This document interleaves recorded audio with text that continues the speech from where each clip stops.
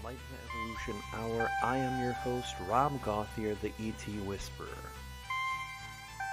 The Enlightenment Evolution Hour is a part of the Enlightenment Evolution Network. Any ideas or opinions expressed by myself, the guest, or a caller may not necessarily reflect the same opinions of the Enlightenment Evolution Network. Enlightenment defined. It's the state of giving and receiving greater knowledge and understanding about a certain subject or situation. Evolution defined. The gradual development of something, especially from a simple to a more complex form.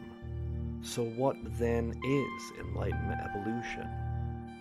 The state of giving and receiving greater knowledge as we develop from a simple to a more complex human being, living on Earth for our soul's experience. Welcome now and join us as we explore our Enlightenment Evolution Hour together.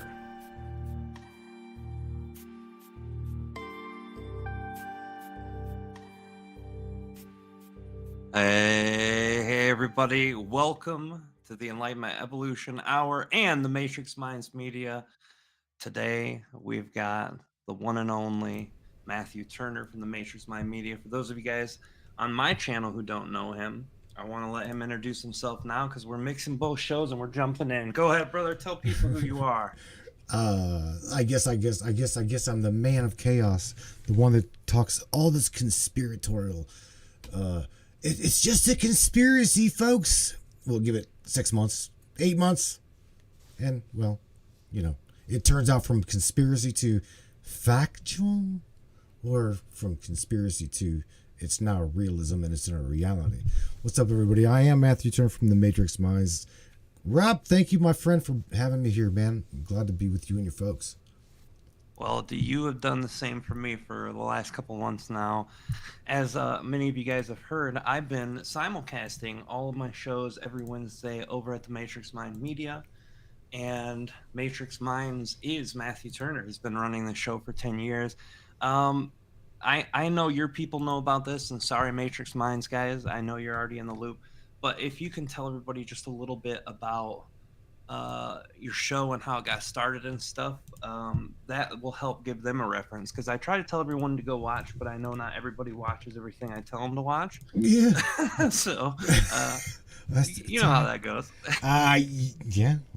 Well, it's some of the times you want them to like kind of like do as you say, not do as you do, because whenever you do it and then you like flub on yourself and you're like, oh, you guys definitely don't want to do this. But look, man, we've been doing the Matrix for about 10 years, about 8 years of video casting, and we've had really good success doing it. I know we've had a lot of people, a lot of really heavy hitting guests up on the show. One of my biggest things to do is to get the conspiratorial. Everybody, here's the thing, Rob. Everybody has got their story. Rob Gauthier's got their story. I'm looking up in my chat here. Earl Fields has got his story. Tina's got her story, and even your guys' chat, right? I see Miss Ward. Is that right? Ward. Same thing. Everybody's got their own story. Whether it be paranormal, whether it be they interact with ET like you, channelers. Everybody's got their story. So the Matrix Minds started out like that. That's where we kind of like soared above the rest of the other broadcasters, right? Because I don't care. We all know who David Wilcock is. We all know who Corey Good is. All of these people. But nobody really knows who the hell Miss Ward is. Or you, right? It's the little people that really, to me, matter, Rob. That's why I wanted to get everybody in the Matrix, is because we've all got a story to share. I don't have to be rich, famous, like Billy Carson or whoever, right? I've got a story, and I want to share it with everybody. So that's what we did, man. We just started sharing stories late night on what's called Midnight Chrome Radio. Midnight Chrome Radio is what the Matrix Mind started out as well as Unite CDL. Just a bunch of truck drivers get together sharing. Hey man, hey Earl, did you check out that fireball I seen in the sky the other night? Yeah. What? You seen a fireball? What? Yeah, man. You know what I'm saying? It started out like that, and it kind of grew, and I'm like, it went from once a week to twice a week, and I'm like, man, again, everybody's got their stories. Everybody got their story to tell, bro. Everybody. That's what it makes. That's what makes it happen. To me, that's always been a beautiful thing, and this is something that I've really enjoyed about my show. I've been able to get a lot of people to come talk. Before I went on my hiatus, before Lily was born, I kind of just did a few shows. I did one every week, and I did one with channeling, and then I did two where I just talked and opened up the lines, and then one where I would bring in a guest. But I've been only doing guests because I think out of conversations comes understanding. It's something that I thought of like last week. I said, wisdom isn't the knowing. Wisdom is the ability to ask the questions and be skeptical about something so that you can learn how to form something, how to form an opinion and stuff. And this is why I love being able to communicate with people. And this is what you do on your show that's better than anyone I've seen on their shows do: audience participation and them being an actual part of the thing. And as much as I've had the Daryl Ankas and the Wendy Kennedys and the Lee Harrises, which are all really well known in our field, I've gotten tons of people that not everyone's heard of before, because every story does come to a conclusion of understanding, even if nothing more, for the person themselves. And from that understanding, talking about how you get to that understanding, to me, that's what opens up all the books. You said a mouthful right there. Again, it's not about me. It's not about you. Okay, it's about everybody. And that, to me, Rob, that is what the big shows, the bigger shows have been forgetting. It's about the little people. It's about the little. It's about those little guys. Okay, they have a tendency to like forget about you, me, and everybody else. And I don't know. I want to say it's about big money. But I don't know. I truly don't know. Your broadcast, The Matrix, we're 100%. And I hands down, I am so thankful for the audience that's in The Matrix, because we are and have been from day one a lot like you, 100% listener funded. So congratulations, everybody there. In the Enlightenment Evolution Hour. Thank you for supporting Rob, because again, these things don't happen without your guys' participation, without your donations and your help. It just doesn't. It doesn't work without you. It's got to have them, Rob. It's got to have participation. Yeah, well, the participation in any sense is amazing. And before we jump to on my chat, I saw Finn Castle Underground too. That's William, who does the Patreon with us every month. He is in Virginia with frozen pipes, and I wanted to send him lots of love. He has to redo his whole water system in the house. It's a big job, so we're all with you, brother. Yeah, sorry to hear about that, Will. Yeah, man, that does suck, dude. Yeah, I've talked to William quite some time. He's really, really good with video, dude. That's amazing what he's done with just amateur video. Really good. Oh yeah, he's a man of many talents, and he's actually the first show that I had when I came back. I brought him on as a guest because he has been helping us out on the ET Whisper for a while in the Patreon and stuff, and he's been really a huge part of helping us out with a lot of things too. And he's also pretty amazing guy. And I want to be thankful too, because today I probably shouldn't have even been here. I dragged myself out of the hotel, and I'm sitting in the sewer wrenched house apartment that we're getting ready to finally leave. But a lot of you guys on YouTube don't know. If you don't follow my other social medias, you're probably not quite aware of what's going on. But we had a flood followed by a several-day hospitalization, and followed by coming back and the apartment complex we live in not taking care of anything. So we've had to kind of wrestle with them and wrestle with life. But we're going to be out of the hotel tomorrow, moving into our new apartment, which is only right across the parking lot, but a new unit in the apartment complex. But it comes with a lot of good things, like we get to be right next to the river finally, which is nice. Instead of seeing parking lots and playgrounds where kids are screaming all summer, we'll be able to look at the river and kids screaming all summer. We're gonna be out of here soon, I think. I really feel like that's gonna flow. But I want to talk to you also a little bit, brother, about what do you feel, because you channel too, and this is something that my people don't know, but you have a connection to your guys and Pleiadians, and the energy that you connect with has a lot of insight with it too. And what do you feel is coming next year? What do you think 2023 is going to be? Because this is the last show of mine for the year, even though I imagine you'll be doing one tomorrow or Friday, right? Nope. I'm gonna start working on some more screens. There's a lot of things going on behind the scenes when it comes to like setting up screens, taking care of video, taking care of audio. I'm gonna literally move the internet hate machine from one side of the studio here to the other. So yeah, I've got some things going on. So I'll probably start probably the first week of next year. So this will be this again with you, bro. This is it, the last show of the year on the Matrix until the beginning of next year. Both of us. Yeah, baby. See nice. The guy. Yeah. We're closing it up in style, man. That's right. Well, you've been a friend for a long time, but you and I have been talking a lot lately, and you thought that doing the show was important enough to add to your group, and you've got a lot of great, like I said, your people and your page are some of the most active participating groups that I've seen, which made me fall in love with them immediately, even though some of the people there didn't necessarily resonate with some of my guests or even me. They've been welcoming and they've been loving, and 99% of them have resonated at some level with most of everything, but everyone's always been kind, and they've been active and participating.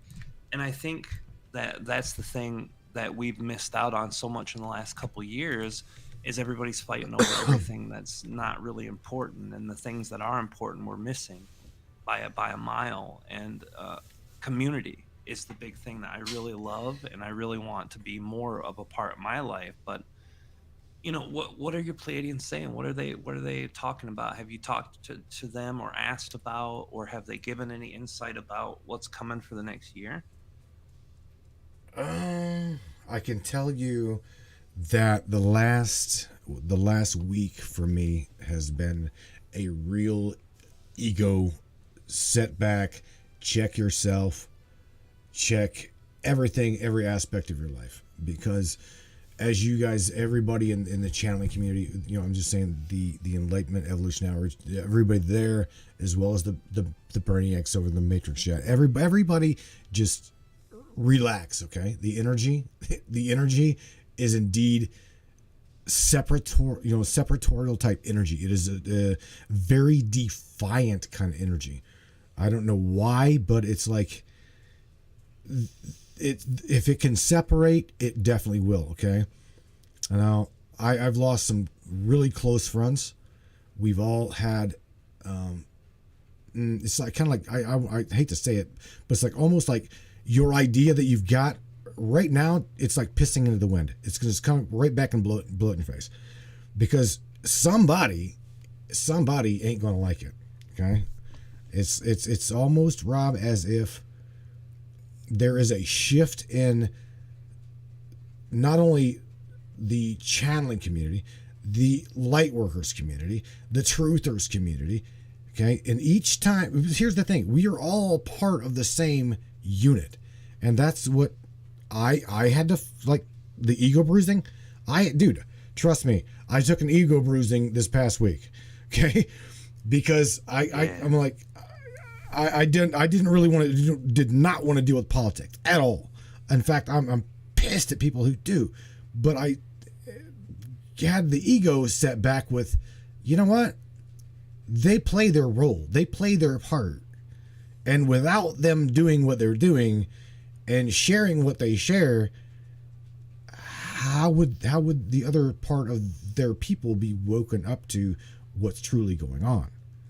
You know what I'm saying? So it's not like, again, it's just like Earl Field says it in the Matrix chat. It's a reality check. It's like a set it back. So I think that's what we're going through as a collective unit here. Is we all need to just sit back. Don't worry about what other people are doing. Just do your thing, okay? And try so very hard not to step on toes. Just try to get along, because everybody's going to look around and see the chaos. Trust me, the chaos is definitely out there, and it wants our attention right now more so than ever, because I personally see, Rob, that we are one hell of a force to reckon with. Okay, I always call I call my tribe, we're a virus. Okay, we don't belong here. We came here for one reason as an incarnation, and that is to break this matrix, break this foundation of a fabricated false reality, their false narrative. We're the virus in the system. We came here for one reason, and that's to break shit up. That's the perfect goal in the end, honestly. And I think you're right, brother. I think doing the things we need to ourselves is the important part, and it's something that Trev and Art have been saying for the last couple years, especially, is that you're seeing a bunch of crazy shit around you, and you're seeing things fall apart, but that's all to rebuild systems that are good, systems that are unity binding instead of division based, and things that will personally help you. Like, if you take anything for an example, if your car's broken and you're sitting at home and you're just thinking about how bad it is not to have your car running, that's not going to do much. But if you sit there and you put energy into learning about cars, or trying to find someone that can work on cars, or doing something for yourself that will help you be able to get your goal met. And on a bigger level, if your neighbor's cars and you don't know how to help, you can help them find resources, find a person who knows, find a way to get a GoFundMe page started, whatever the case is. And this building community can't really happen. That's for me, that's like the end goal, to make communities of people who are conscious and aware and want to help others. But you can't do that unless you have your own stuff together. And I've realized, as far as I think I've come in my spiritual journey, I still have a lot of work to do on myself. The way I handle things mentally and emotionally sometimes, it's not healthy all the time. And if it's not healthy, then I'm not helping myself. And if I'm not helping myself, I can't help my family. If I can't help my family, I can't help the people who I'm broadcasting to. And if I can't help them, then what am I putting my time and energy into? So it all really starts with taking care of yourself, and working on the things you can, work on, control, and put energy into. You can try to be the best person in the world, but if you're not happy, then in all means it's an act. You know what I mean? You're just putting on a happy face for other people to be happy, and that's not a good goal. Well, Rob, you mentioned what because of my connection with the P's. I have not, to be honest with you, I have not had any kind of interaction with them for in about, I would say, the last two months. Okay, but prior to that, they sat with my wife for about an hour, and they clearly told her that the energy coming in is going to be exactly the energy that we're seeing, and that is the very it's almost as if they said, this, you guys are ready for it? Are you sure you're ready for it? Because it's coming.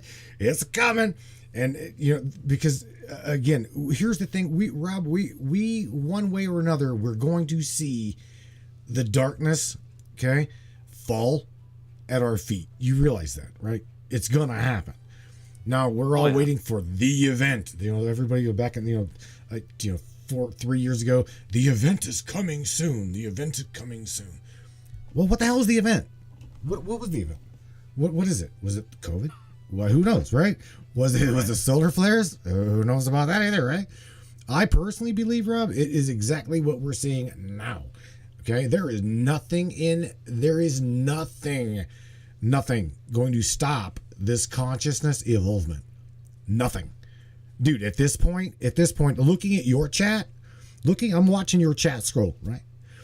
And there's no way, because one person has got the ability to wake up an entire neighborhood of people. Okay? You know absolutely. that. You know that. So look at all the people in your chat, okay, who's got the love in their heart, the collective unit, the let's embrace one another. Let's go out and no offense, but let's just sit around the tree and play kumbaya. I'm just saying, well, there is no way that the darkness at this point is going to win anything.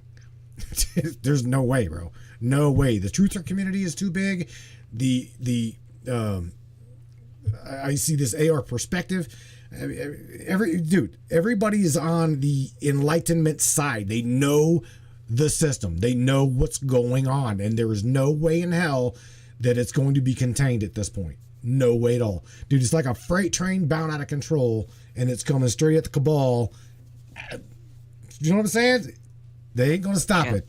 Maybe that is the event. Maybe that's what Wendy's been talking about. Maybe that's what the police, they told my wife. Maybe that's what they were talking about, through me. Who knows? But for sure, we are she just said it. We are awake. Mama Minga, we are definitely a waked community. Waked, awakened, whatever you want to call it, Rob. It doesn't matter. They can't run. They cannot hide anymore. The communities are waking up to the fact, sorry, we ain't going back to bed. It's not an option when you've broken through that part of yourself that understands that the reality in front of you is not what you thought it was, and that you're a much more creative processor in that reality than anything else. You can't go back, and I've only seen it in our community where people fall back on old things, but it's usually when they're going through really hard times, so they fall back to what's original programming of religious ideologies or whatever it might be. The thing I think for me that's helped me understand that what you said is absolutely true is I've seen people on both sides of the COVID fight. I've seen people on both sides of whatever fight that you want to put out there, red versus blue, politician this versus politician that. Mm-hmm. No matter what argument you put in the mix, I've seen people on both sides starting to understand when they're getting manipulated. They start understanding things that before they never would have. I look at members of my own family who were very just like, yeah, we're just going to go with the flow of society and do all the things that we need to start being critical and questioning things. And these are people, in my family who are like, the Smith family. They've got the picket fence. They've got the well-paying jobs, and they stop and said, "Hold on now, what's this?" So even if that's not being completely, like in our community, you've got people who they say, we're completely woke, and to me, it's not a competition. It's a level of personal achievement. If you understand something today that you didn't understand yesterday, if you can see that someone's trying to push you in a direction that's not good for you and recognize that, you've just achieved something that before you never could. And that's something that is evolution. That's the whole reason we're all here, to evolve, to find the best version of ourselves that we can. And through the understanding of being awake and being aware, I think that's happening on every level now. And if that's happening to people who still are very deeply religiously oriented and have programmings in certain levels of religious ideology, well, then that's happening to everybody. Rob, the religious ideology is a dogma that everyone is waking up to.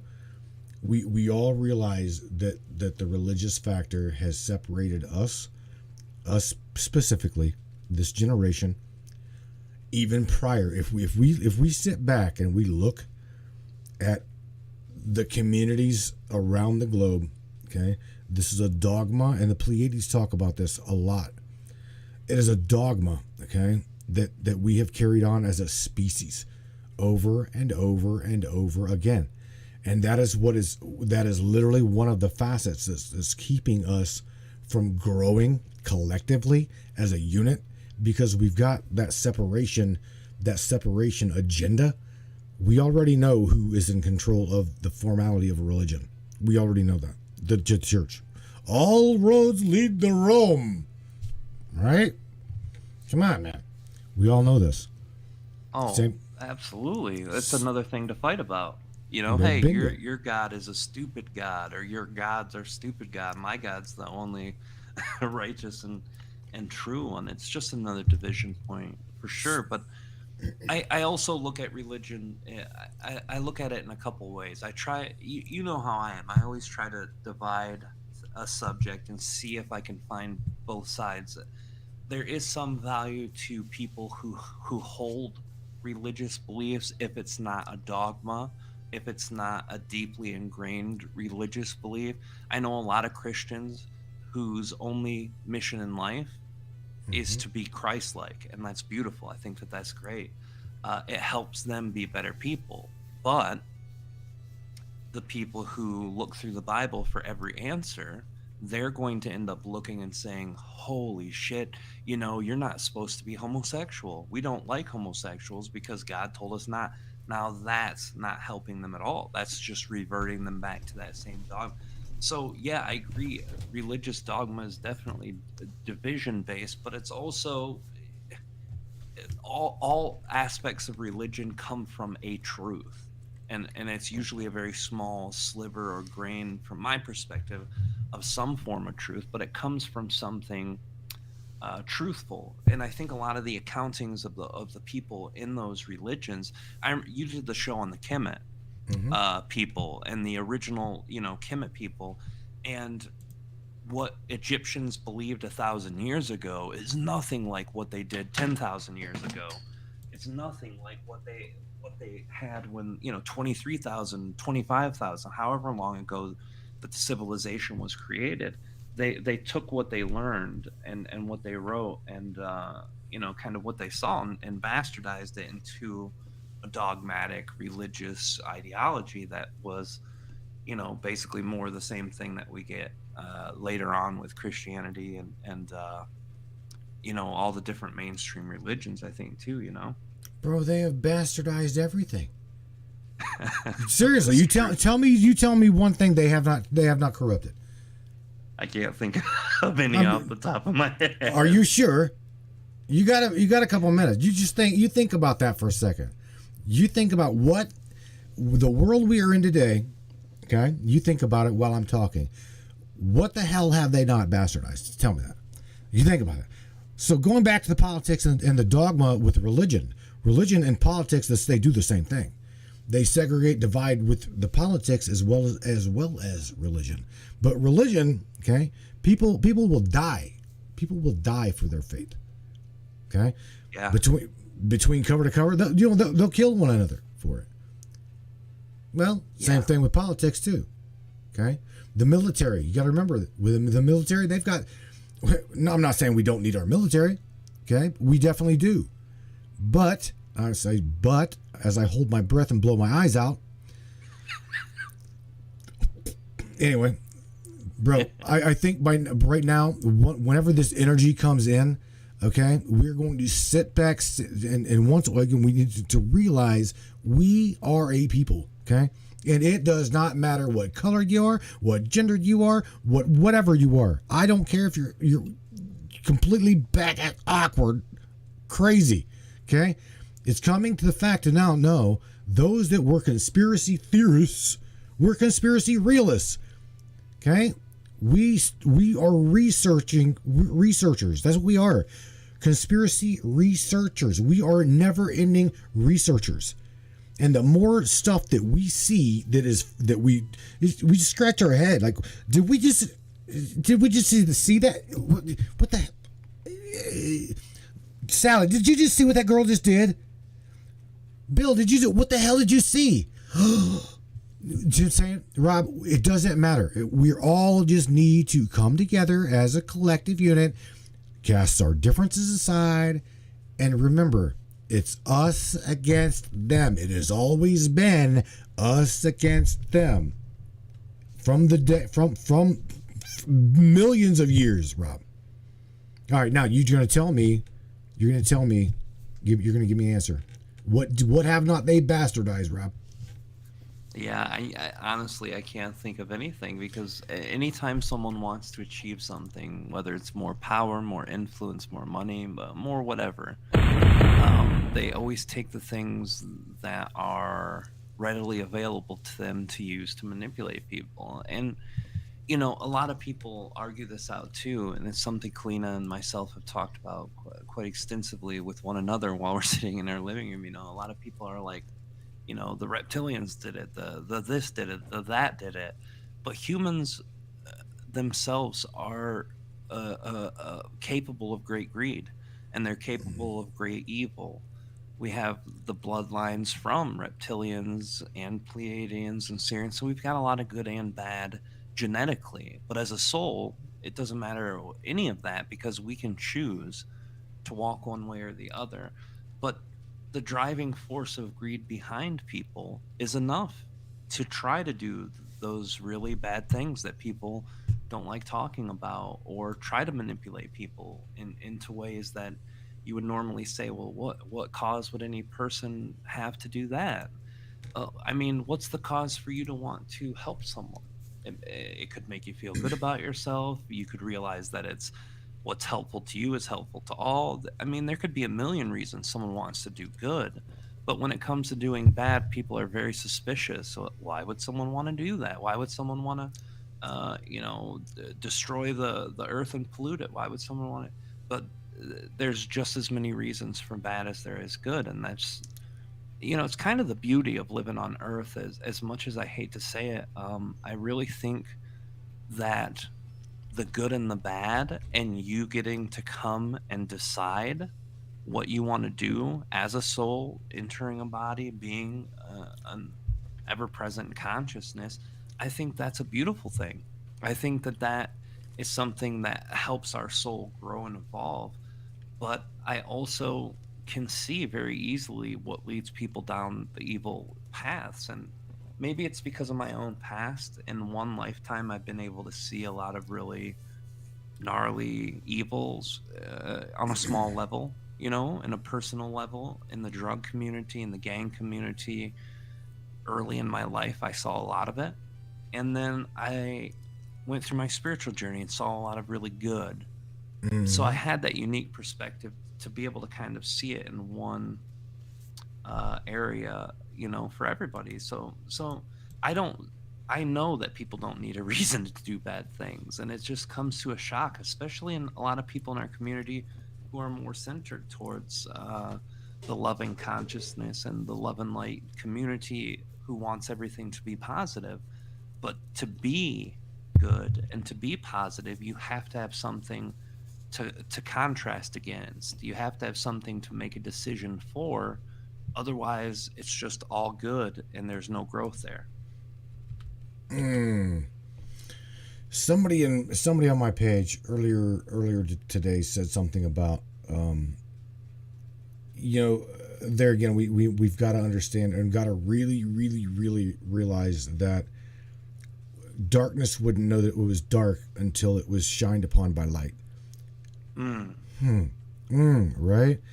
And light really wouldn't know that it was light until it was cast upon a darkness.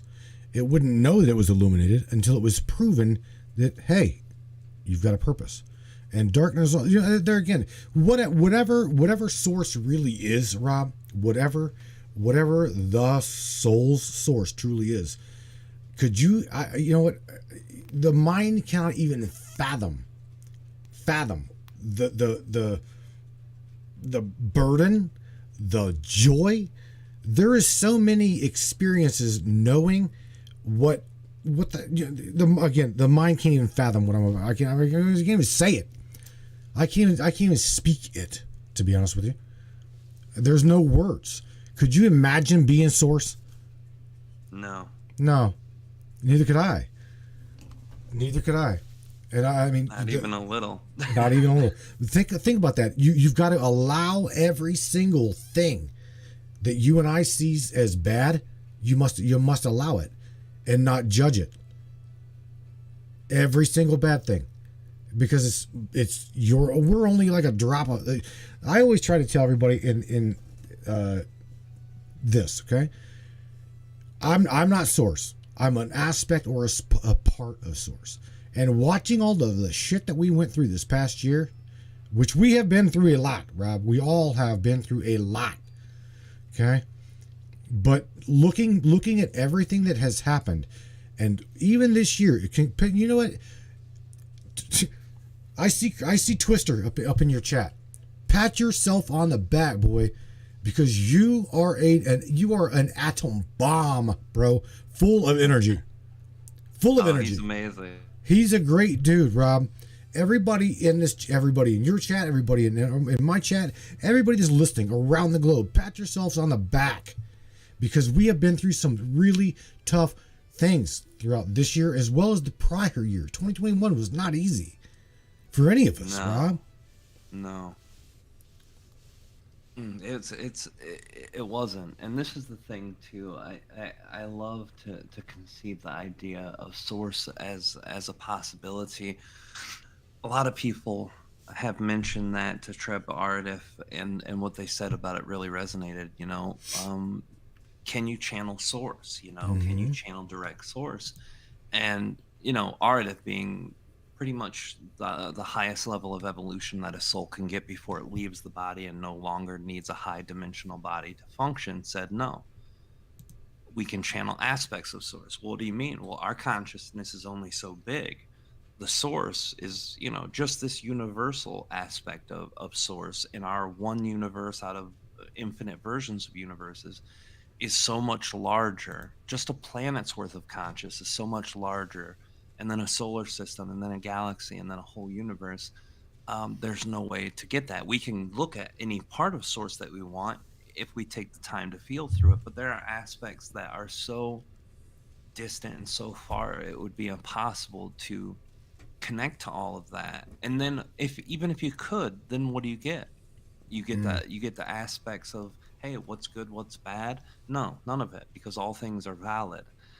You know what I mean? Right. As a human, we can't wrap our mind around that, and it doesn't have words that we can use that can even encompass an idea that's close to what we're trying to conceive when we think of source. But it's so much, it's like asking an oxygen molecule, hey, what is the universe doing right now? It's like, no, you can't do it.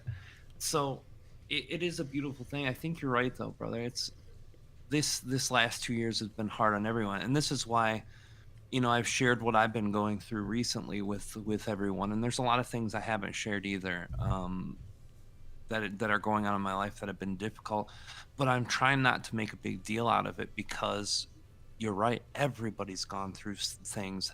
I just had a friend of Kalina's, a lifelong friend, write and say, hey, I just had to help my friend who had an apartment flood, or a house flood, and I had to, my best friend committed suicide, and all of these different things. And I look to all these social media posts, and people are saying, I'm tired of life, I can't do it anymore. This is not an easy time for any of us to be alone, but I didn't think it would be. Understanding that this is an area where our consciousness is supposed to bend around a little bit. You know what they say, you can't rebuild something unless you destroy something first. And right now we're in the destructive phase. We're in the systems that we understand and know being exposed first and broken down. And it's a big system. The earth political systems, the earth financial systems, the earth medical systems, school systems, social systems, all of these things that we've allowed to fester into some really bad stuff. Just 150, 200 years ago, if what they tell us in the books is accurate, if what our grandparents told us was right, that means that there is a system where people used to just support each other. Oh, we live in the same town. You're out of food. I'm a farmer. Here's some food. Hey, my barn's broken down from the storm. Since I got you some food, would you be able? Yeah. Everyone knew that they had to support each other to function as a whole. And we've forgotten that. And we've Mm, forgotten that because we've been so empowered to be everything now. You know, before you were a farmer and that's it. You were a parent and a farmer and that's it. Now you can be, a farmer in your backyard. You can you can learn how to build things. We just have so much more consciousness now to do so many more things. We've all taken on all the roles instead of letting each other work with each other and help each other as a system. And I think it breaks down to the thing, what would Source do? Source can do it all, but Source also allows, and we haven't allowed ourselves to be ourselves.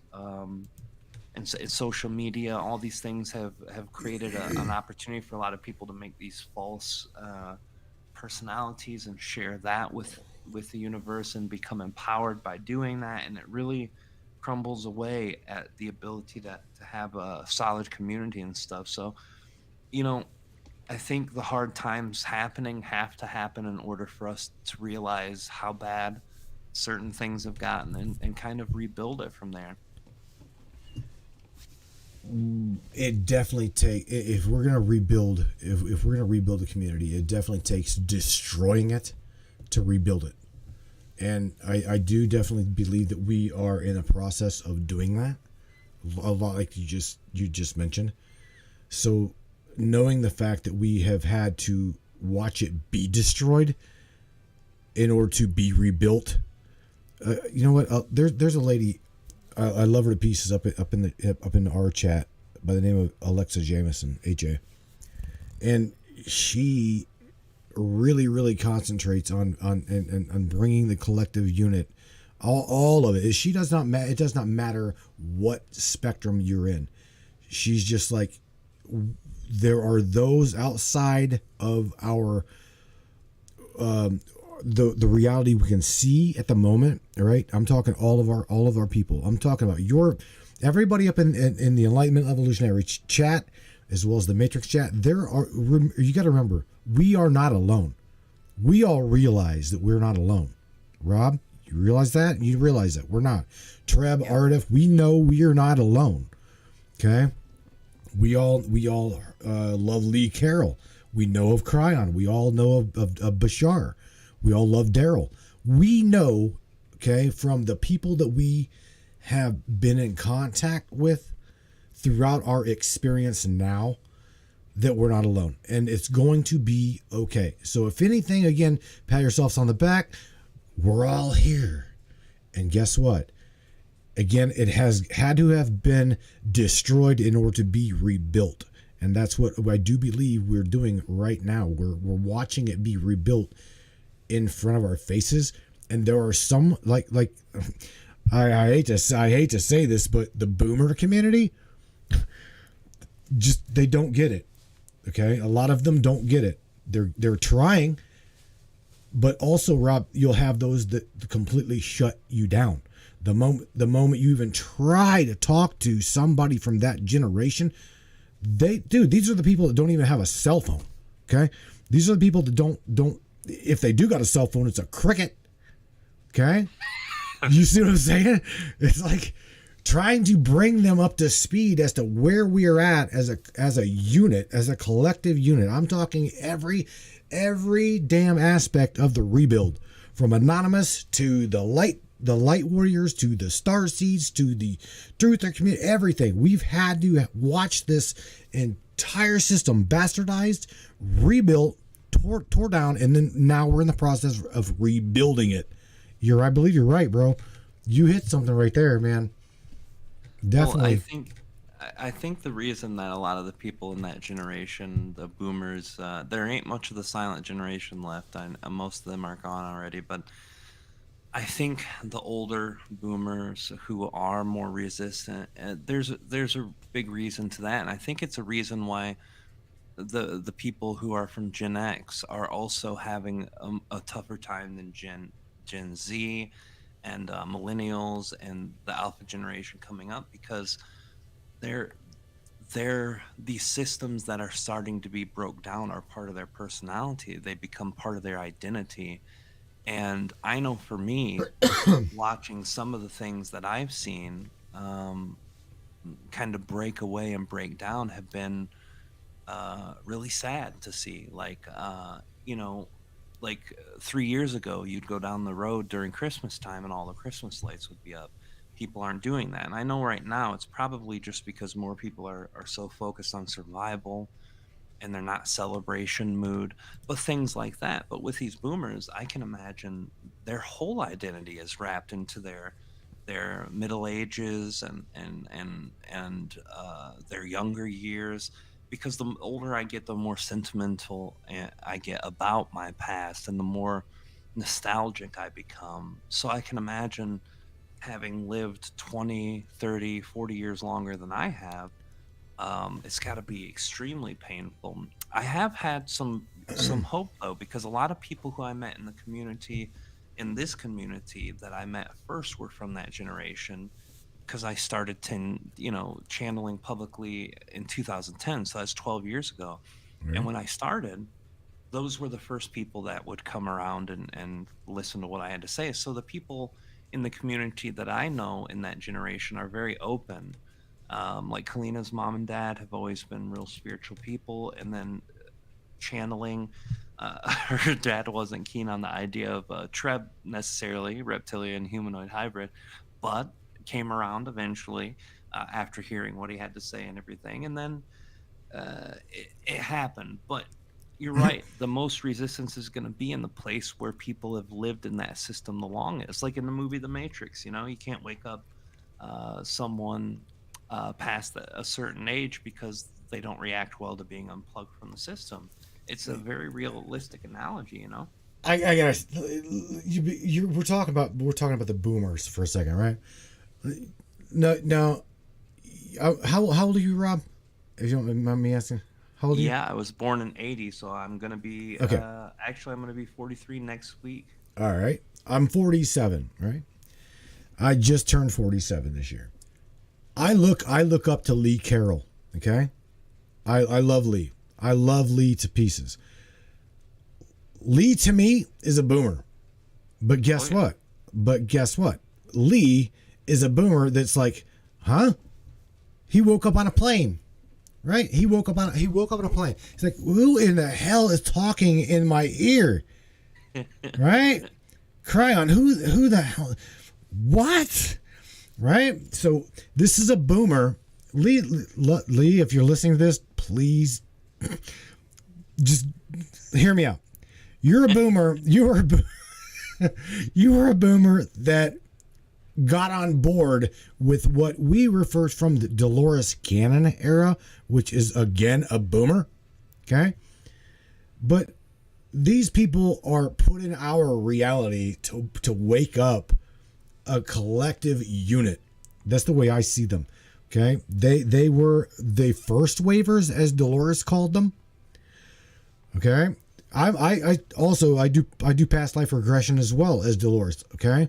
I understand what she's saying when she calls it the first wave, second wave, third wave of this evolution. So going back to the book, I've seen some people in your chat as well as my chat saying, well, yeah, my dad and mom ain't going to wake up anytime soon. Blah, blah, blah, blah. So yeah, those kind of people, Rob, I wouldn't. Let's just say you're gonna have the channel panel. You're gonna have the channel panel, right? This coming year. Yeah. No way in hell I'm gonna invite my step parents to the channeling panel. They would look at you dead square with cross-eyed, saying, "Who just took over that man's body?" Juanita, did you just see this? Who just took over this man's body? Do you see what I'm saying? They wouldn't understand. Yeah. They just literally wouldn't. They wouldn't get it. But again, those first waivers that are part of my reality, your reality, Kalina's, Angel's reality, and everybody up in the chat that realizes the evolution of spirit. Okay, dropping the dogma, dropping the spirituality, dropping all that stuff, and saying, you know what, it's okay to just be, because that's what it is. It's what, whenever you go to a channeling event or see a channeling event, you literally have got to accept a person for having the ability to not have the ability to be in complete control of the biological meat suit. You've got it. That is a trust. I could not. Rob, trust. Okay, you get it. You gotta trust your own soul's source in order to allow that to happen. Okay, that's where that trust is a big thing. Damn straight. So that's what I'm saying about Lee. Okay, Lee and Bashar, these boomers, right? They are the wake up call to me and to you and to everybody else up in here that actually understood what the hell they were trying to say. Seriously, I gotta give them credit, man. They are the way showers of the communities. And absolutely, and that's very true. And I want to thank you, Adam Twister, again for your donation, brother. You're amazing. I appreciate all the donations you've sent. And Adam Twister, guys, too, has been on the Enlightenment Evolution Hour. If you haven't seen the show, it was just a month and a half or so back, I think, in October. But I'll link that link too. So thank you, brother, for that donation. We appreciate it. He says, here's one of the donations that Matt was talking about. Absolutely. So thank you, brother, for that. You're right. It's the generation is not one that easily is open to those things. And most of the people who did had very jarring experiences that brought them to it, or happened to be at the right place at the right time. And this is something too with our generation as Gen Xers. More people now are starting to understand things than they were when I first started channeling, and even at the level of understanding that I would say is a lower level where people are just kind of starting to see that things don't fit, and trying to work out why and how. I think everybody's moving in the right direction in the capacity they can. It's just I find myself guilty of this too. The more time that goes by, I look at certain things in society today that are pretty normal, and I'm like, man, that really is weird. There's not a judgment for it necessarily, but there is an understanding that is something that, in my childhood and my younger years, that wouldn't have been acceptable, or wouldn't have been cool, or wouldn't have been. So there's that level of us fighting with ourselves. But I think it wraps right into the thing that you're saying. These people who were put out front, the Casey Edgar, and then the Jane Roberts, by all intents and purposes, I think she is the grandmother. If Casey Edgar is the grandfather of channeling, then she's the grandmother. Definitely, Robbie. Definitely. Yeah, these people were helping that group, because most people who I know, unless they had a jarring experience, if they learned through synchronicity, they learned because of Jane Roberts. Someone that read Jane Roberts, or someone that understood, showed them something that they resonated with, that could make them understand the possibilities of that too. Um, I really do love to see how many people are becoming curious about channeling. I noticed this trend in 2012, and this is something I've talked about a lot, especially on social media. The Galactic Federation of Light thing was really big for a long time, but then a lot of people left our community because the things that were being said in those channelings that were getting tens of thousands, hundreds of thousands of views every week weren't happening. Like, there was no massive disasters that destroyed parts of the planet, and no alien ships landing, and people taking things out. So all these things that were implemented into our community were the same reason that drew people in, were the same thing that chased them away. The number one thing that's kept people in the community are people who understand at some level self-responsibility, and this is something that the boomers excel at: self-responsibility, self-understanding. So there are things that they can teach us even if they don't have that knowledge. that are also important tools too. We've got people from my dad's generation, the silent generation, and people like my mom from the boomer generation, that were raised on the self-reliance. Now, me and William talked about this on our show. There's a difference between that and self-torture, and it's hard to draw the line sometimes, but there is a part of that generation that we need more of now, and that's how to be self-reliable. The reason these systems falling apart hurts so many people is because we haven't learned that for a long time. Now we can go into a store and buy pre-prepared food, but how many people in the younger generations know how to cook their own food? Not a Right. ton of them. You know what I mean? How many people know how to fix their own car? Not a ton of them. So there's something to be said about balancing too. And I'm trying to figure out, and I don't know the answer. You might not, or probably don't know the answer either. But how do we find the usefulness of the old things, the things that we're missing now, and bring them back to this time without sacrificing the growth and the evolution that our consciousnesses have had for that? That's something that I really have been thinking hard on for a year. Even talking to Trev and Ardif, and their answers are good, but they're not human good. They're high dimensional good, which means, if you're a high dimensional being that can just shift your reality really quickly, then that's wonderful. But if you're a human who lives in craziness and imbalances all around you, isn't always necessarily good. But I really wonder how we do this. How can we bring back the good things without losing the new things? Well, bro, you're talking to somebody that is a drummer from the 80s. Okay, I wear Def Leppard. Sorry about this. Def Leppard jeans, which are torn up blue jeans, and yes, I still wear spandex under my blue jeans. Hell yeah. I'm just saying, okay. If what you're saying, I understand what you're saying, but here's the thing: these things, in order to primarily gain the evolution that we're gearing towards, those things that we cherish now, we got to realize that they're going to be upgraded. Okay, again, the only thing I've heard the P's tell my wife this: the only thing that is inevitable is change. Okay, change is the constant. That is it. Change is the only constant. So you better deal with change. You better learn how to deal with change, because consciousness is going to evolve. Evolving is changing. Okay, changing is evolving.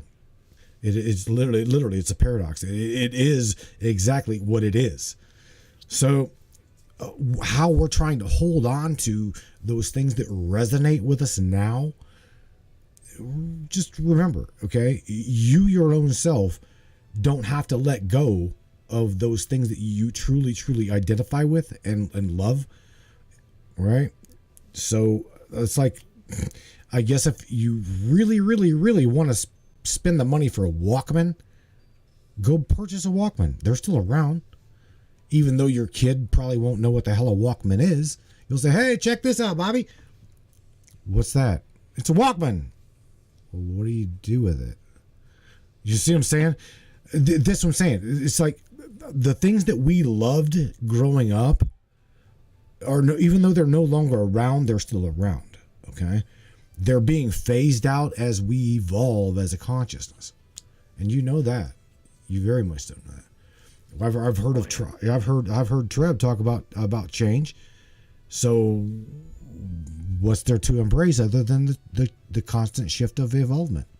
And that's change. We've got to follow that path.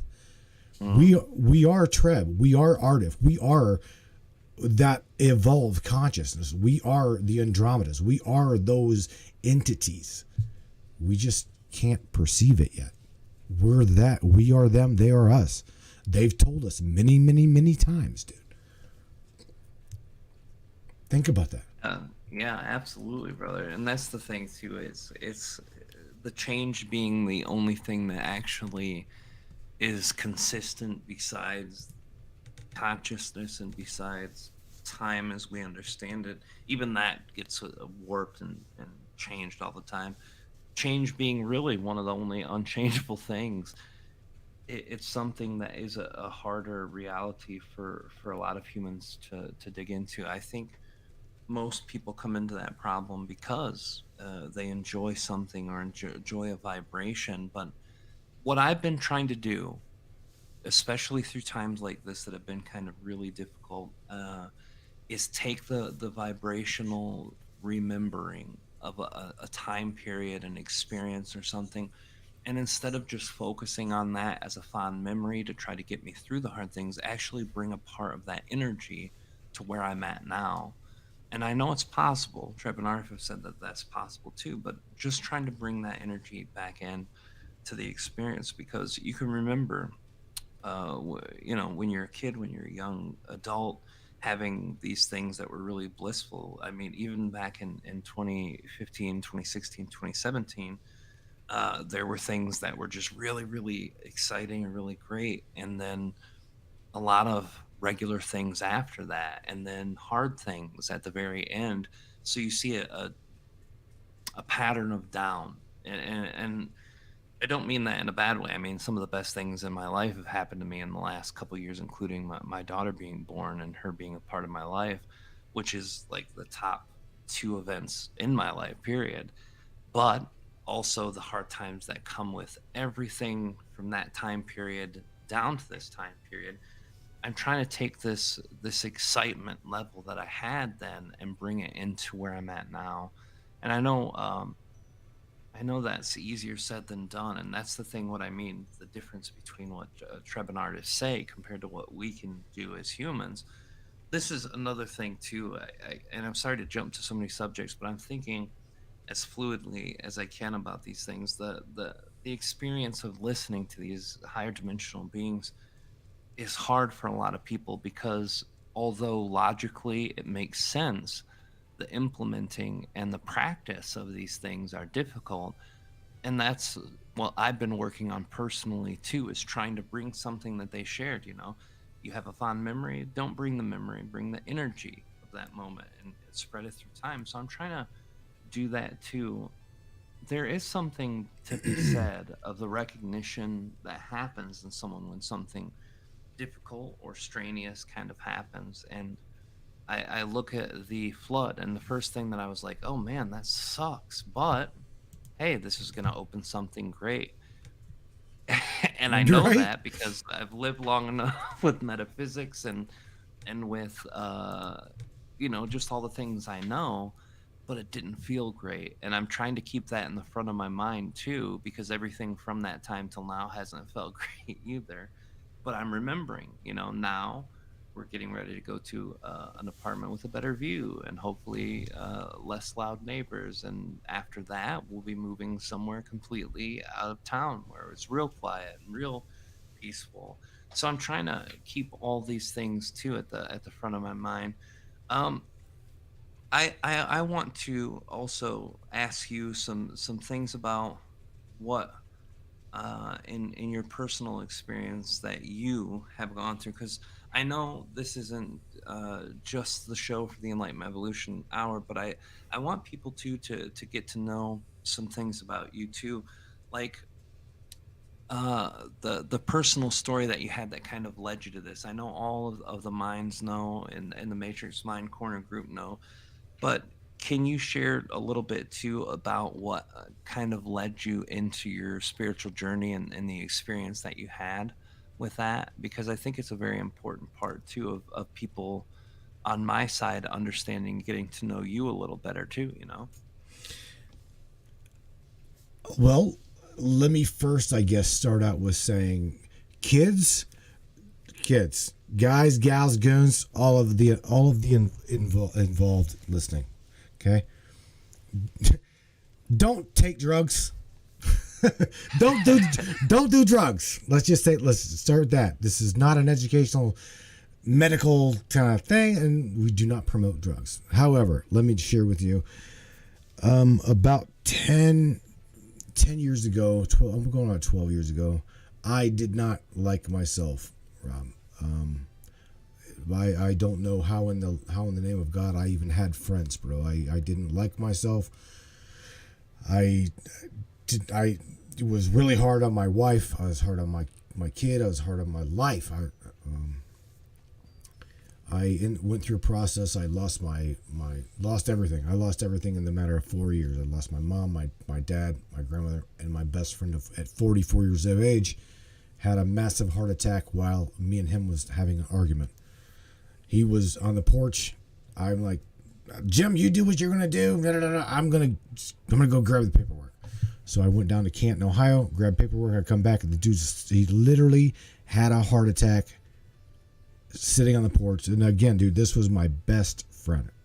So again, all in 4 years, my grandmother, my mother, my father, my best friend. My stepfather at that point was battling cancer. My wife decided to move out to spend some time with him, live with him, take care of him. And in the process of that, she had a breakdown. She wanted a divorce. She wanted to separate. So there was the nail in the coffin for me, bro. I kind of had lost it all. And in that process, I had a good friend I was staying with at the time by the name of John Mysock. And mind you, the man is not even here now. Bless his soul. He overdosed on heroin. Okay. I should have, if I was trying to check out, I guess I should have done that or shot up with a Windex, one of the two. But I told John I said, hey buddy, you're gonna go to Akron, right? I said, do me a favor. I said, grab me something like that's gonna excite me. I said, man, it's just take me completely out of this world. He's like, what? I'm like, yeah, man, because I'm not a druggie, dude. I don't smoke. I very rarely smoke weed or anything, and I do drink from time to time at band practice and shit. So I party from time to time, but I don't indulge in marijuana or anything, right? So anyway, John comes back. I gave him $60. John comes back with this little teeny bag of milky white powder substance, clear, crystally milky, blah blah blah, whatever. Like, wow. He's like, this will do it. That's what dude said. I'm like, what is it? He's like, tryptamine. I'm going, what? He's like, I don't know. I don't do that shit. That's what he said. It's like literally word for word. I don't do that shit. I don't know. Like, all right, whatever. So I go home. I grab my bowl, which is very clean. I don't really smoke. I stick this stuff in there. Now, mind you, at this time, my son is, right now, my son is going on 18 years old. Okay. So knowing that my wife wanted a divorce after all me losing all of that shit, I'm like, I have nothing to lose. So I stick this stuff in the bowl, get it going, get it rocking. Next thing you know, take a nice big hit of it, second hit of it. And everybody else, I'm just telling you, brace yourselves, because Terrence McKenna was right. That third hit, that'll do it. It will completely give you what's called a breakthrough, and that is when your consciousness mind literally leaves your body. Now, we all know what astral projection is. We all literally do astral projection. We all project at night. But when you forcefully open up your pineal to the degree of dimethyltryptamine, is known as DMT, the spirit molecule. If anybody's interested in what I'm telling you, please, again, I'm telling you, I'm not an advocate for this. I just seen Sandor Phoenix drop in your chat DMT. Exactly, that's correct. Rob, again, prior to my journey, I did not like myself, okay? Did not like myself at all. I didn't really too much care for anybody that crossed my path. I was a complete dick, okay? But during that episode of shooting, now mind you, okay, I knew that I was going to die. I knew it. Trust me, I was going to embrace it. Okay, so if I was going to OD on something, I'm gone, buddy. That's it.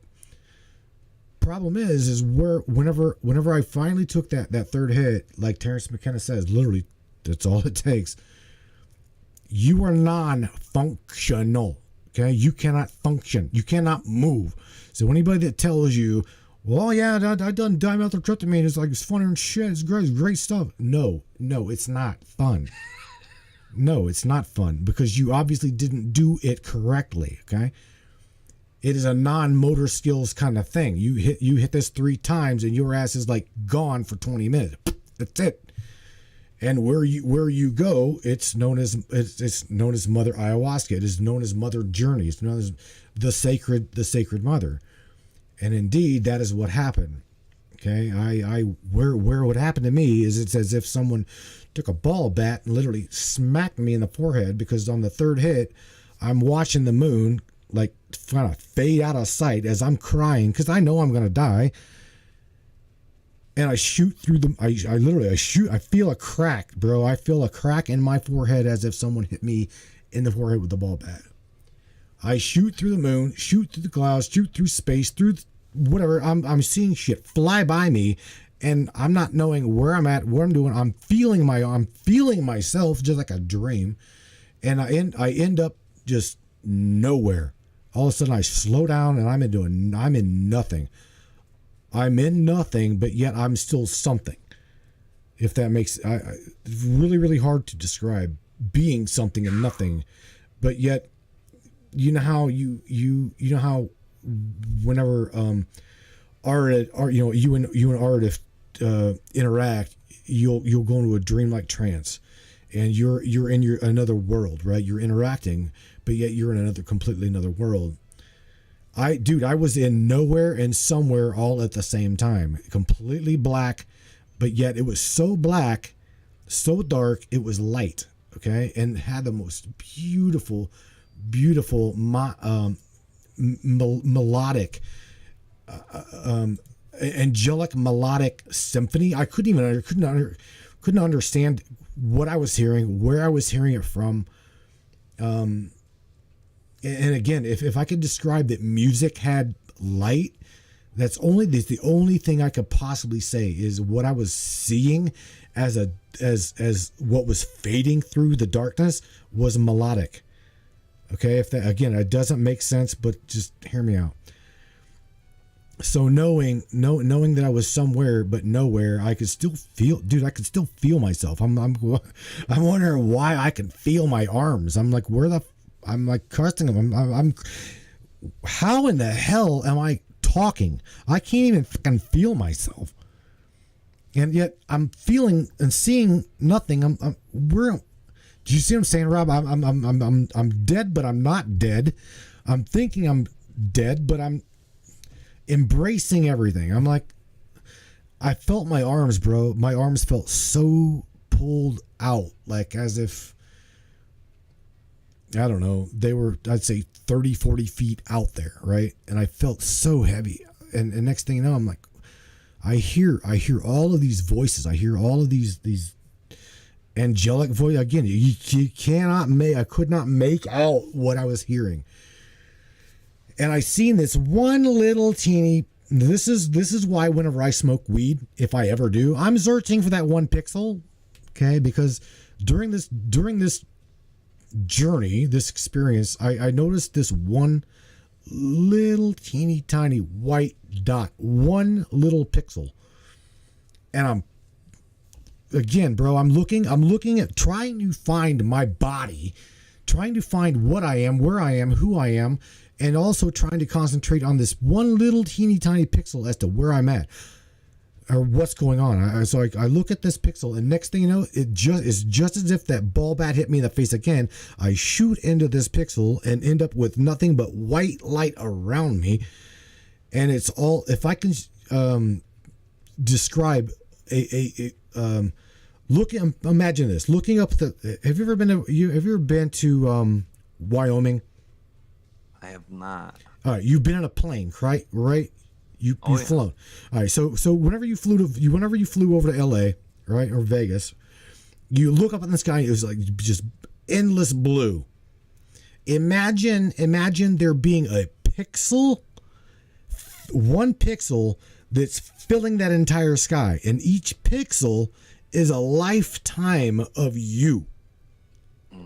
Okay? Wow. It literally, this is what I was braced with there. wherever the hell there was.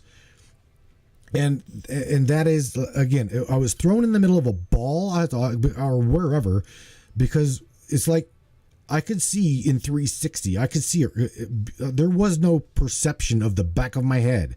I could see through the back of my head. Okay, It's crazy how I'm describing this, but I'm telling you the truth. And I'm like looking, and I'm looking around me, and I'm seeing nothing but countless versions of my own soul self. And I knew that. I literally, as fast as I questioned what the hell I was looking at, the answer was there. That's what I was looking at. I'm like, wow, what? And then at that point, I concentrate on another pixel, which takes me into that pixel, which shows me a multitude of completely an infinite multitude of more pixels. We are, put it this way. If we were talking about source, correct? Earlier. If at all I had a perspective of soul source, I would say that would be it. Okay? But only this is the thing, and this is to everybody. This is only my version of what was described to me as source. You are a multitude, an endless, finite, infinite, possible everything.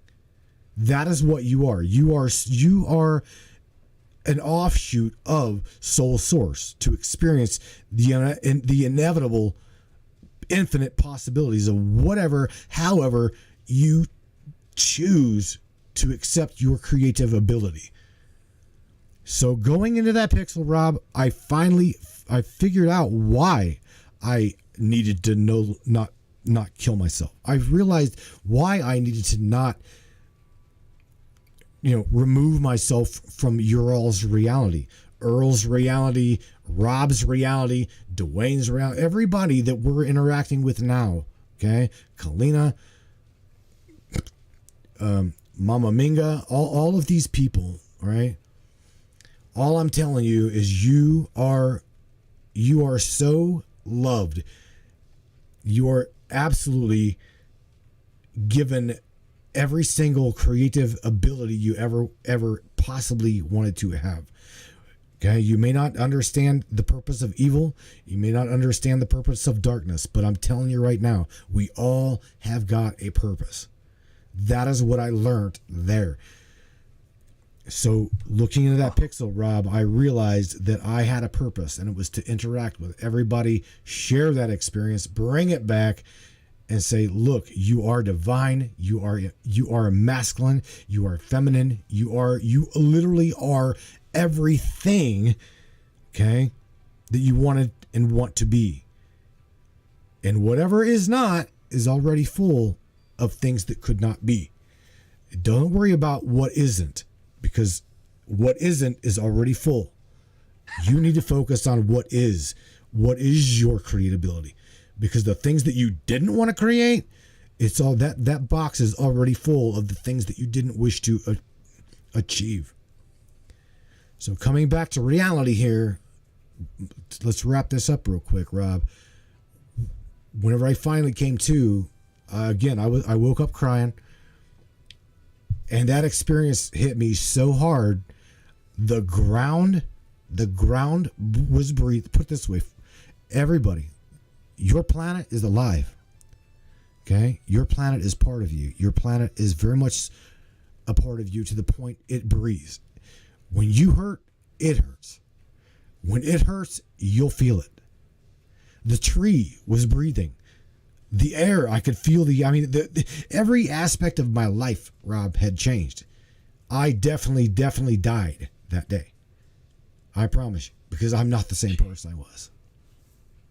Holy shit. That's what you described in that experience. And I've heard you talk about this experience, but not necessarily in that exact way. What you described, as you're saying it, I'm visualizing the concept that Ardif and Tripp have been explaining since I've known them, fractalization. It is the consciousness fractalization. When you see a pixel and you see that infinite existences of your own consciousness and soul and the probabilities, the possibilities, the twin soul mechanism that's created from that, that's the fractalization. Those are all parts of you on a smaller level, and you're the bigger part. And then you look up to the earth, and that's the bigger part of you, that you're one tiny pixel from them. And the earth looks up into the solar system, and that's one small pixel of the solar system to the galaxy of the universe, and on and on and on and on. Holy shit, that's amazing. Here, Rob.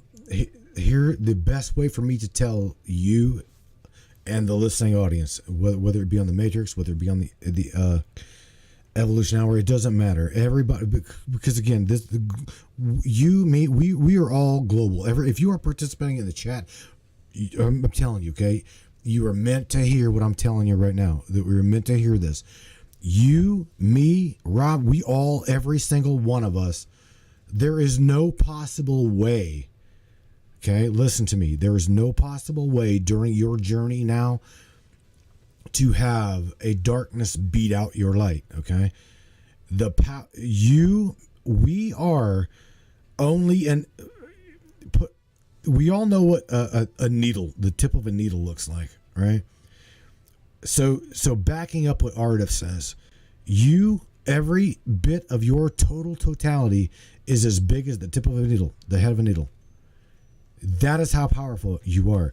Every single infinite possibility that you probably could have fathomed in your mind is all concentrated on the end of that little needle, that ballpoint pen.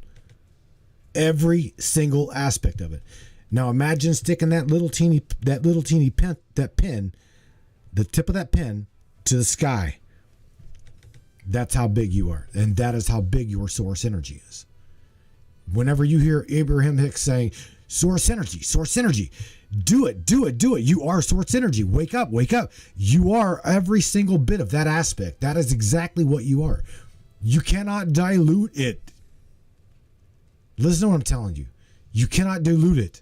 No matter how hard they try to convince you that you are anything less than source, just show them. Let me tell you what. You have no idea. No idea. Man, that is incredible. This is why I always love chatting with you, brother. It's always amazing. The interactions that we've always had have been extremely purposeful to me and you, but to be able to do it with everyone here too. My God, it's amazing. And we're getting ready to run out of time, and I definitely don't want to end tonight, but by obviously all the things that are happening now, I've got to get back to the hotel so we can get everything gathered there and then get moved back here for tomorrow to get the finalization done of moving stuff. But I wanted to say the first thing for all my people, thank you guys for being active in the chat. Thank you for being here, and all the Matrix Minds. I love you guys. I'm so grateful Matt has been allowing me to be a part of your guys' world, and I appreciate all of you guys too. And this is the last one of the year, and it makes me want to give my gratitude to everybody who's been a guest and everyone who's listened on both sides. But I want to thank you too, brother, for letting me be a part of your world, and being a part of the Matrix Minds has been really important to me and fascinating. So thank you for that too, brother. And I want to thank William for helping us with the Patreon and all the other stuff that you've helped us with. And I want to thank John Craik for being an amazing friend who has helped me out so much with the courses and the video I'm going to be releasing in a few days. He helped put that together, which is a part of the course, which is amazing. And Kalina, thank you for everything, Mama. You hold the world together for all of us in the family. So thank you, and I love you, Mama, very much with all my heart. And thank you, brother, for being here. I want to know if you're interested in doing a dual lightning round, because this is both of our shows, and I do it on my show. I want to do it where I ask these questions so people can get to know you better, but I'm going to give my answers too after all right, you sure. give yours. That's You fine. wanna do it? Let's do it, bro. Let's do it. Right. Hang on. I got the soundboard over here on the Matrix. Ready? Here we go. Boom, boom.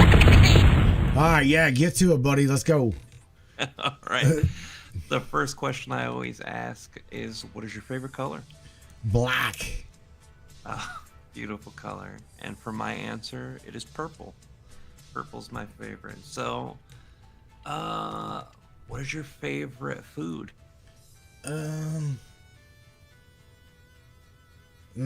Wow, bro. I would probably say, everybody that's vegan, please don't kill me. I love shrimp and I love lobster. So, lobster. I'd say lobster. Lobster's my favorite food. But I don't ever get it. I love it, but I don't ever get it. It's actually someone, I can't remember who, someone in the last couple of weeks actually said shrimp. I can't remember who it was, but so my favorite food is also one I don't get to eat a lot, but that's because I don't get along well with carbs. It makes me fat and it makes my sugar go up. But pizza. Pizza is my absolute favorite food. I can eat 1,000 different types in 1,000 different ways, but only good pizza. So, Okay. what is your favorite band and or song? Oh man, come on, dude. My band. I know. My band. The band I'm in.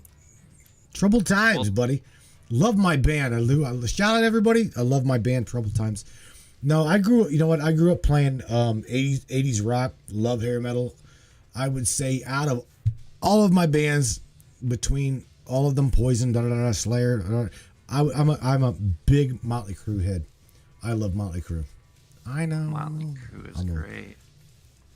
Yeah, my favorite band, I think everybody already knows this on my side, but for those in you in the Matrix minds, Ween.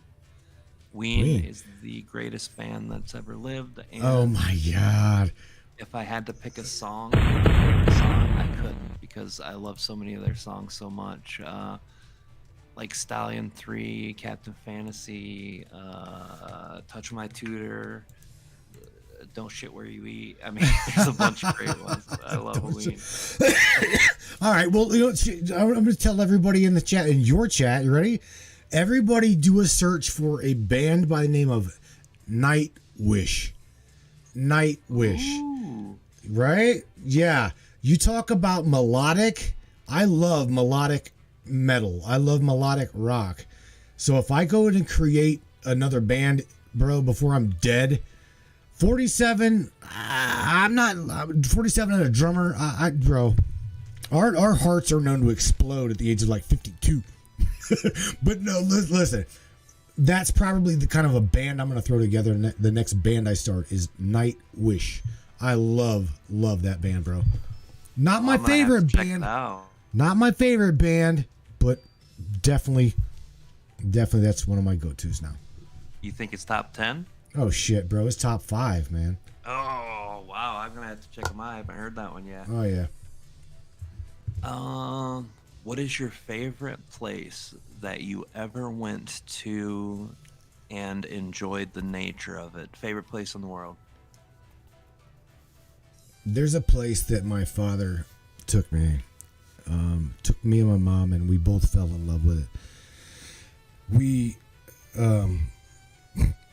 I you gotta remember, I moved to a place called Braxton, West Virginia, at the age, like early age, and we went to a place called Bee Run. Okay, like a bee, like B Run, and it is the backwaters of Sutton, West Virginia. That is probably the most serene. If God could take its finger and stick it anywhere on the world, that is where I would believe it would be.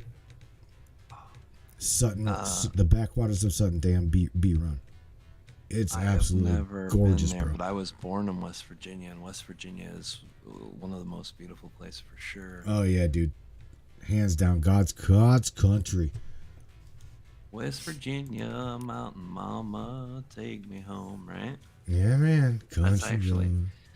All right, so my favorite place that I've been to a lot of beautiful places. One of them, sentimentally beautiful, Ogden, Utah. We were at the base of the mountains. When I was living over there with my dad for a month, we were working, and I saw a double rainbow. So that was probably the most beautiful scenery. Actually, it was a triple rainbow, but I could only get two on the picture, the Polaroid that I took. I wish I still had that picture before my dad's passing. It would have been great to have that. But if I look for the most beautiful place that I've ever been to, it's definitely Munising, Michigan, on the shore of Lake Superior with the painted rocks. The most beautiful place on earth. If I can ever get the kids used to -40 temperatures during the winter, I would actually move up there. If we could get good enough internet to still work, I would move my God. up there. Oh, it's so beautiful. I went in the summer, obviously, but the winter is beautiful too. It's just really cold. North Dakota, my friend lives out there too. That was top 3, but so Munising is number 1 though, for sure. Cool. What about, last question for both of us, since we're doing the mix show tonight? What is your favorite childhood memory?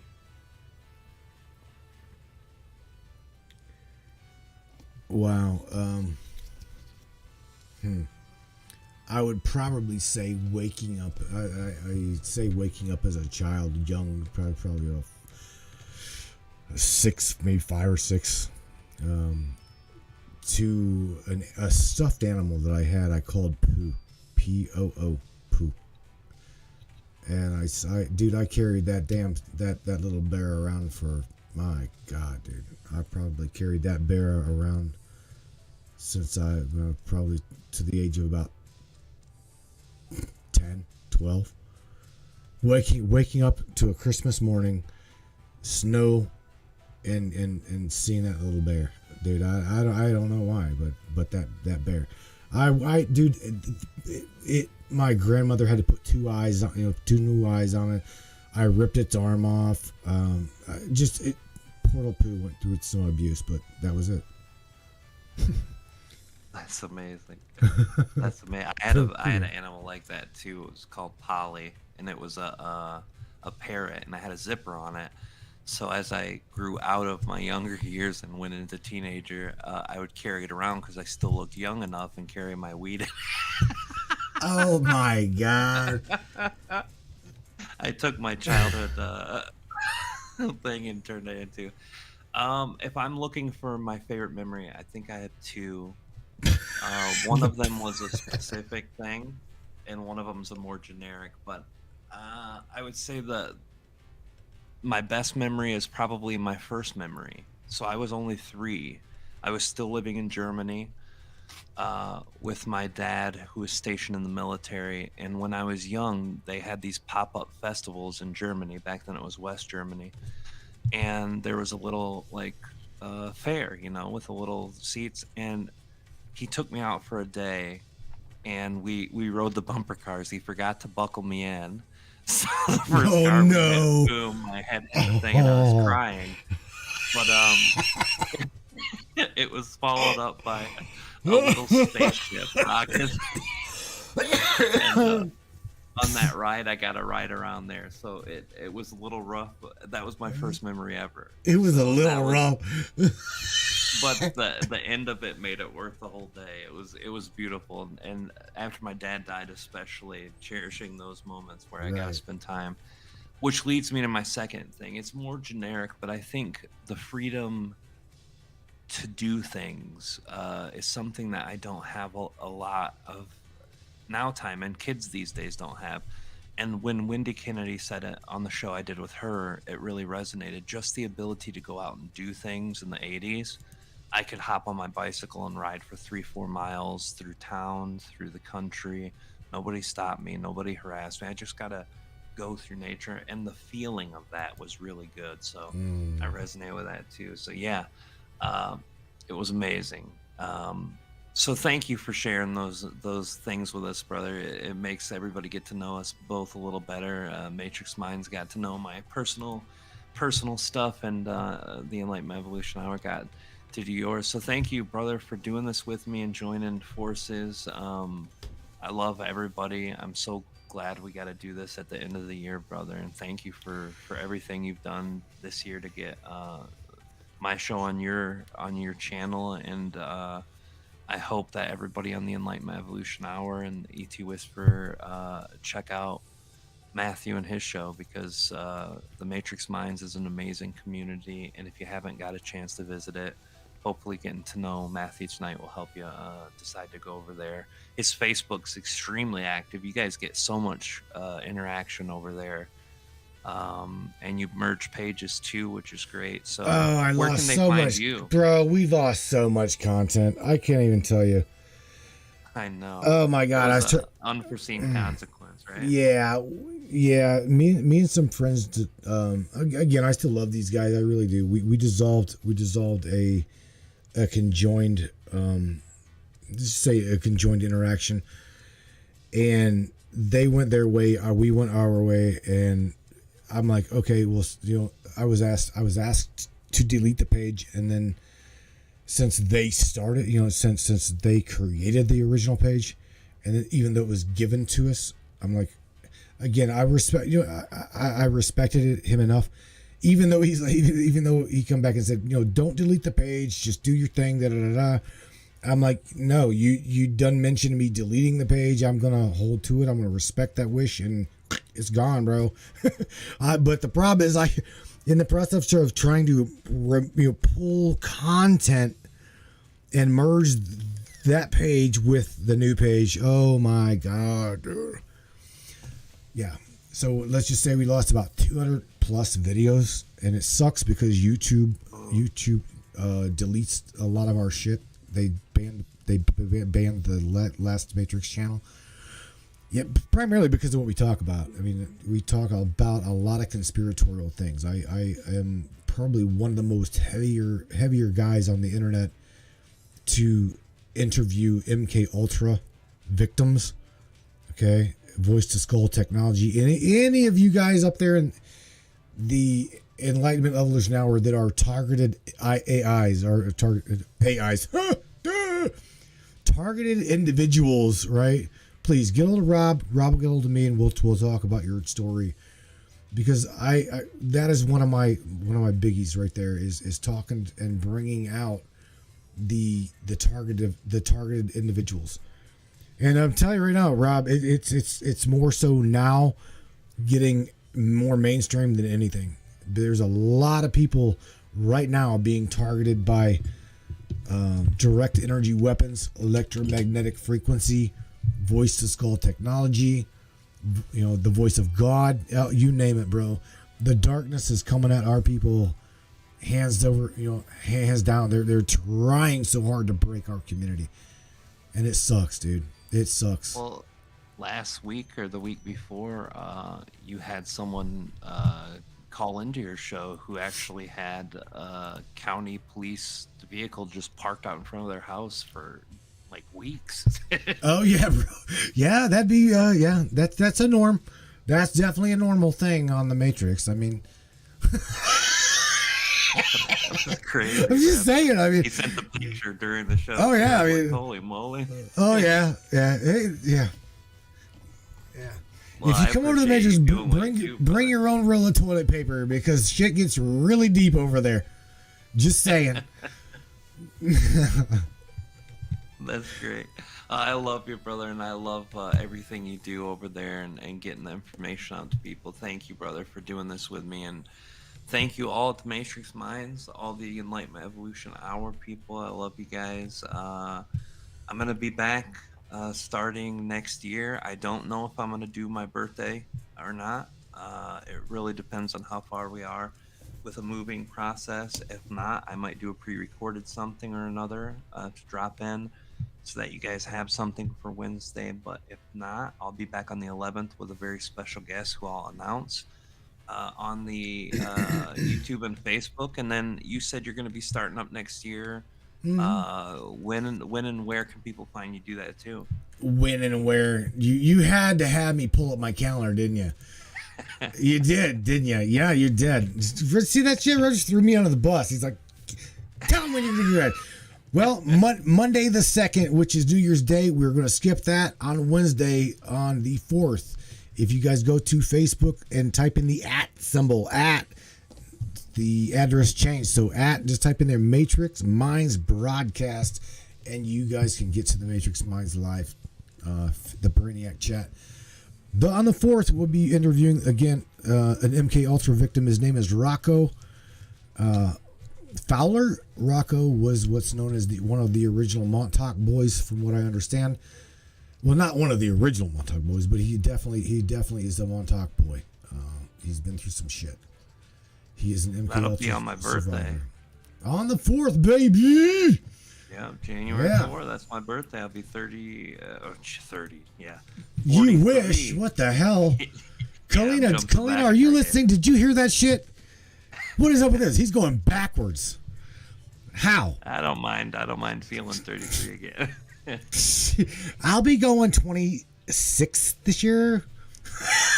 And we look great for our ages, don't we? Shit, you wish, man.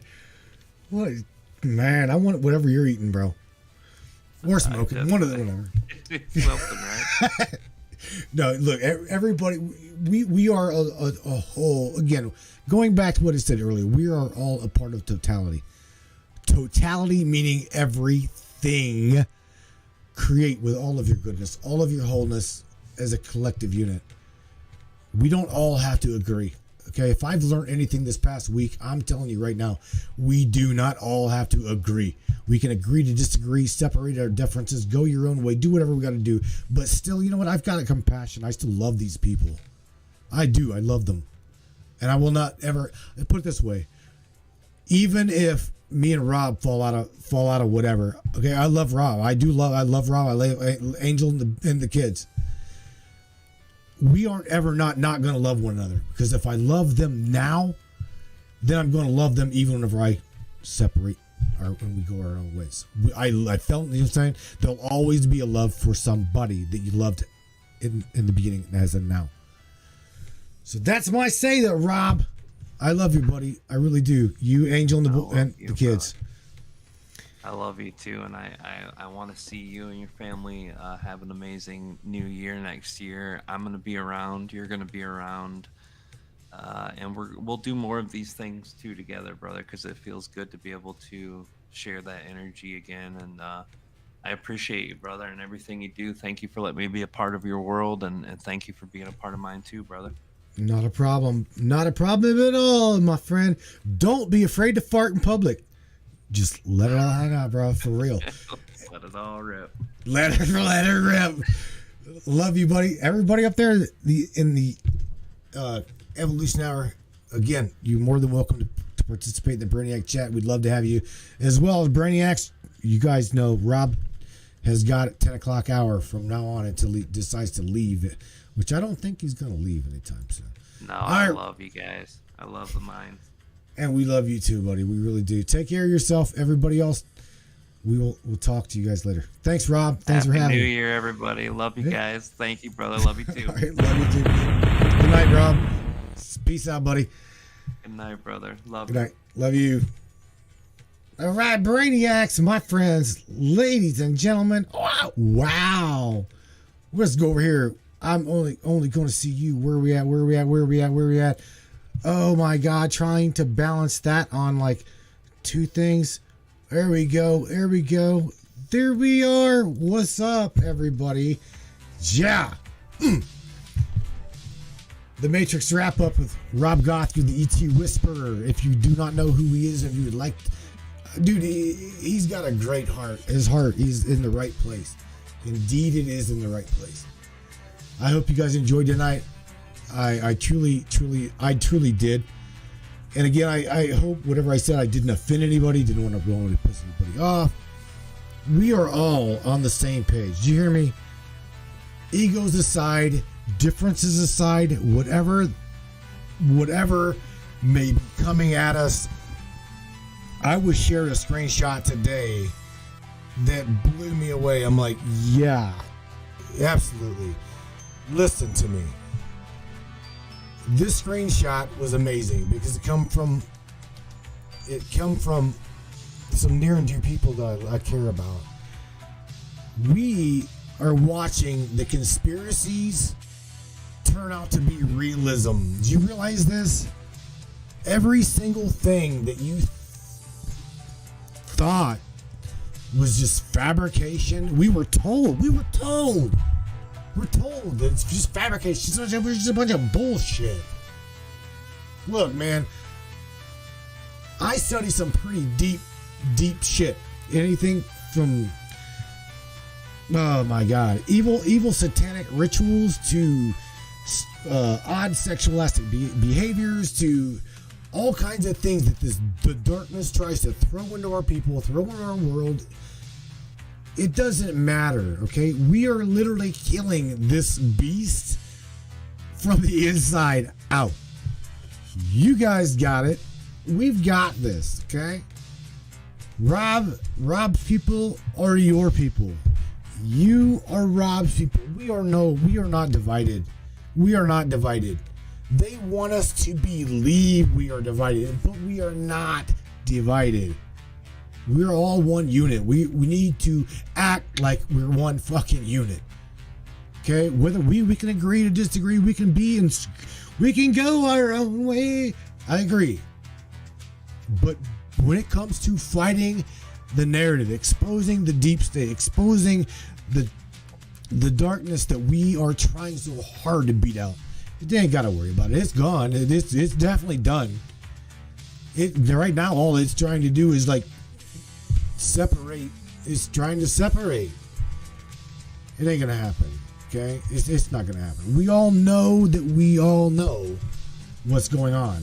Simple as that. We all know that we know what's going on. Okay, here we go. Mic drop.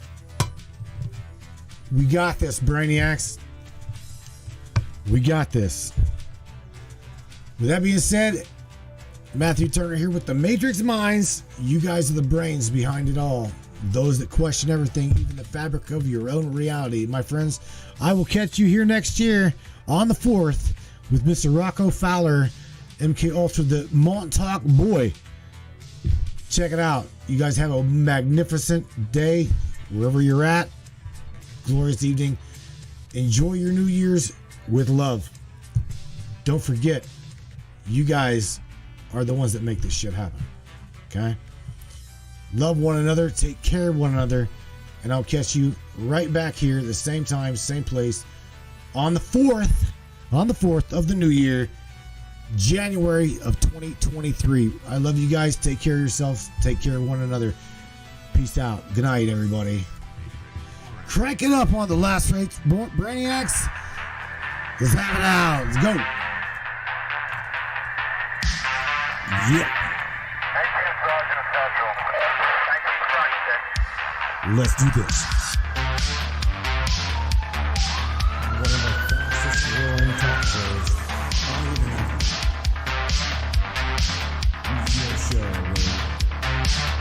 Welcome aboard the Matrix Minds.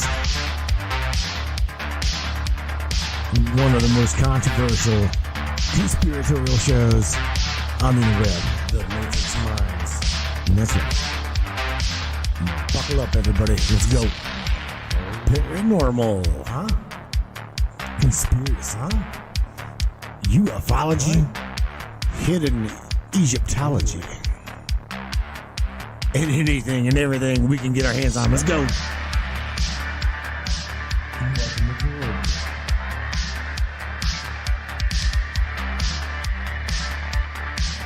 The Matrix Minds. The Matrix Minds. Sure. You take the blue pill, the story ends. You wake up in your bed and believe whatever you want. You take the red pill, you stay in Wonderland.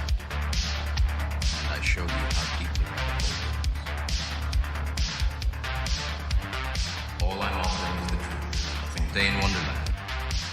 All I'm offering is the truth. Stay in Wonderland.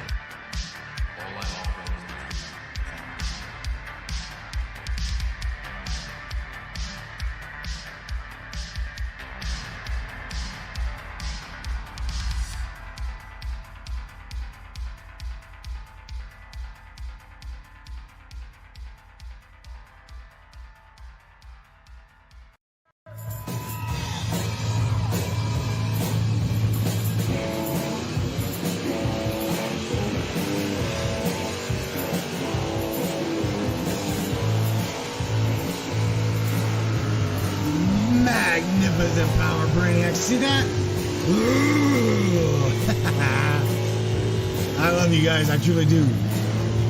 Whenever you bring that masculinity together with that sacred feminine, that is an absolutely unstoppable, unbreakable bond, as well as a magnificent power. This is the force to be reckoned with right here, baby. Unstoppable.